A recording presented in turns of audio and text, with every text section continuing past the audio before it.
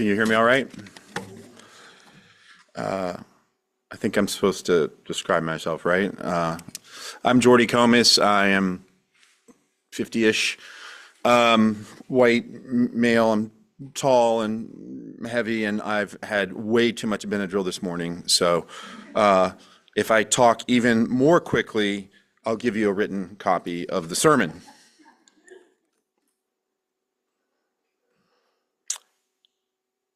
You, me, from listening to the joys and concerns, we feel numb. Numb to the world. The news is so bad. The days are a smear, war, hurricanes, the U.S. skipping another climate conference, fentanyl in Sunbury. You skip the newspapers. If you do social media, it's always for cat videos. Every conversation with friends or allies or loved ones is, "How are you?" And the answer is a shoulder shrug. How else could I be? There are no words. Surely, someone, somehow, somewhere can do something about all of this, right? But I don't really want to talk about that, so let's talk about sports and TV. I am a soccer fan. Anyone else? Okay, a couple of folks. And, you know, along with any sports culture, there are elaborate rituals and cultural justifications for fans to use to manage their emotions. And those emotions can be strong, you know, even too strong. If you look at Philadelphia, if you don't know, the city of brotherly love, anytime that the Philadelphia Eagles, the 76ers, the Phillies, or the Flyers, I had to look up the Flyers, I don't really know hockey. Anytime they're playing a championship game, if you don't know, the city greases the lampposts in a futile attempt to stop fans from scaling them. As a soccer fan, I will point out that the Philadelphia Union are in the playoffs for the championship, but I don't know if anyone's ever scaled a pole in Philadelphia for soccer. In the United Kingdom, for football, what we call soccer, the seasons of not winning can stretch decades or even more than a century given the age of the sport there. You know, fun fact, soccer is not a word that we invented to annoy the British and the Europeans. Or when I was a kid growing up in the 70s, I thought some hippies got together and came up with a word, you know, that would differentiate soccer from other sports. As it turns out, soccer, the word comes from England because in days of old, there was rugby football and association football, which was, there were associations of teams. Association got shortened into association football. You add an ER, you've got soccer football. And it exists in the United States because it's like a hermit crab word, like a living fossil that just sort of wanders around because we used to play a lot more soccer than we do, and then it came back and et cetera, et cetera. So anyway, caring as a sports fan or as a fan of anything where you watch, including political campaigns, means creating space in your heart to be sad, to be crushed. And after season after season after season after season of being crushed, you get superstitious. You get afraid to care anymore. You end up with the common phrase in England about caring, about hoping. I'm not going to even try to do a British accent, but it isn't the losing that hurts, it is the hope that kills. It is the hope that kills. Not literally, of course, but it kills the spirit. It leaves one to watch dispassionately, to sit back and feel smug to the rubes about you who are on the couch or at the bar, and they're naive enough to care, to dare, to hope. You know, U.S. sports culture has a different ritualistic phrase. Anybody here under 40? Madison, okay, a couple of folks, great.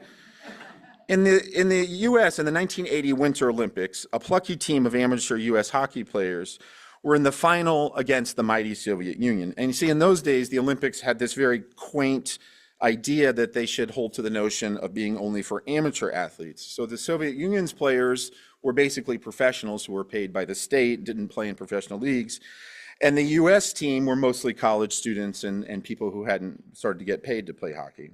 And the Soviet Union had won 5 of the last 6 Olympics. So I think that that's 28 years, if I did the math right, because you have to include the first one. Anyway, a long time, a generation, basically. And so in the depth of that frigid Cold War in Lake Placid, these American Davids beat the mighty Soviet Goliath.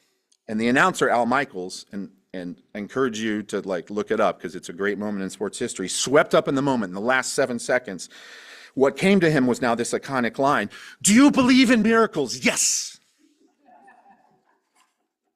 It is the hope that kills you, or do you believe in miracles? Ted Lasso, a show that ran on Apple from 2020 to 2022, brought these two moments together. The show, by the way, if you haven't seen it, is only vaguely about sports. I highly recommend it because it is mostly about kindness, caring, and people trying to get better. And its roaring success in the world of pop culture shocked everyone. I don't know if I wonder about it coming right at the moment that Biden won and everybody just wanted a breath of fresh air. Anyway, the coach, the central character, is a fish out of water American football coach who's coaching soccer in the UK. And it's a pathetic team.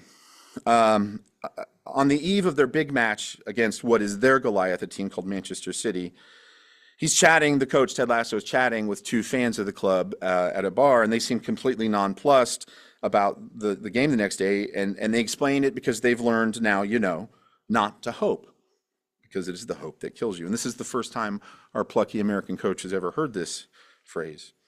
So he uses that phrase to rally his locker room the next day by invoking the idea of miracles. Coach Ted asks his team, "Do you believe in miracles?" Now, this works better in the show because his first act as coach was to tape a sign up in this beautiful, very polished locker room, handwritten, looks kind of janky, that just says "believe," one word, believe. A miracle, of course, is something that defies rational, or in our era, scientific explanation. It has zero probability. Like, I don't know, a Jewish carpenter and grassroots radical leader rising from the dead being one such example. Our Unitarian predecessors also couldn't accept zero probability miracles as literal events. But Coach Lasso is clever. He tells them they don't need to say if they believe in miracles. He asks them, "Do you believe in miracles?" And before they can get into a conversation in the locker room about metaphysics or missed opportunities or astounding coincidences, he says that if you believe, to join him in the sacred team huddle. See, it is not the outcome that matters. It is the simple act of belief. This is what he says in the show. Does the hope kill? I disagree, I think it is the lack of hope that comes and gets you. It is the lack of hope that comes and gets you. I believe in hope. I believe in belief. Is that enough? The clever writing skips past the miracle thing and the consequences of winning and losing. Because the show is ultimately about, in a way, a very individualistic, do you hope enough? Do you believe enough? So this is actually a sermon about hope in a time of numbness. That is the best way I can describe these very, very, very dark times when our country is in the throes between an American fascism led by our own puffed chest tin pot dictator, and I mean Donald Trump.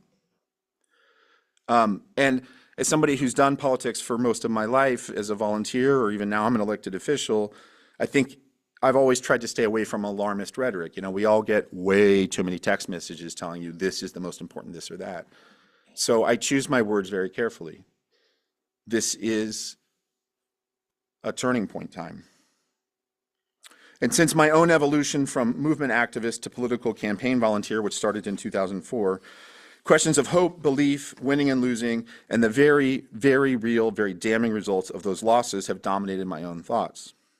The show, Ted Lasso, their awful writers dodge the consequence of losing or the allure of not caring to hope because it is just a show. It is pop art. Ted Lasso's sunny message is ultimately about believing in each other, in believing and trying, and he rallies his team around believing in hope. Can we? Is that enough? I feel like this is the moment when I'm supposed to describe all the reasons to care about politics, to enumerate the shockingly awful acts of this government led by this president. I can't do it. It's too much. It makes me too numb. And we all feel that, right? I had a list here. I can't even do it. My own daughter, who's trans, we have to reroute her travel away from Texas.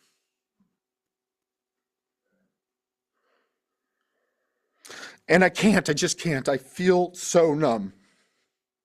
And I can tell you that as part of this strategy, rationally understand that every day's outrages and lies and assaults on our sense of decency is part of this clever strategy to distract and bait and switch from the robbing of our public goods and the draining of our reserves of goodwill. But I am just beaten down so much. I am so numb. Hope or belief, as a fervent belief, as a passionately held emotion, does not lead me away from that numbness. It does not lead me away from that numbness. But hope. Imagine an opening scene in a movie where the camera is like a small insect or drone flying from person to person, and the scene is barely a year ago, and Donald Trump has won again. We see one person reading the whole paper cover to cover, hoping for a fragment of better news. Another one doom scrolls through TikTok or Instagram, hoping to find that great gotcha moment when instant karma puts some MAGA nut in their place. Another person argues with their friend about how much it was Biden's fault, while the other one blames the low turnout of young black men from ages 22 to 24 who listen to rap and don't like Pringles. Why didn't they turn out?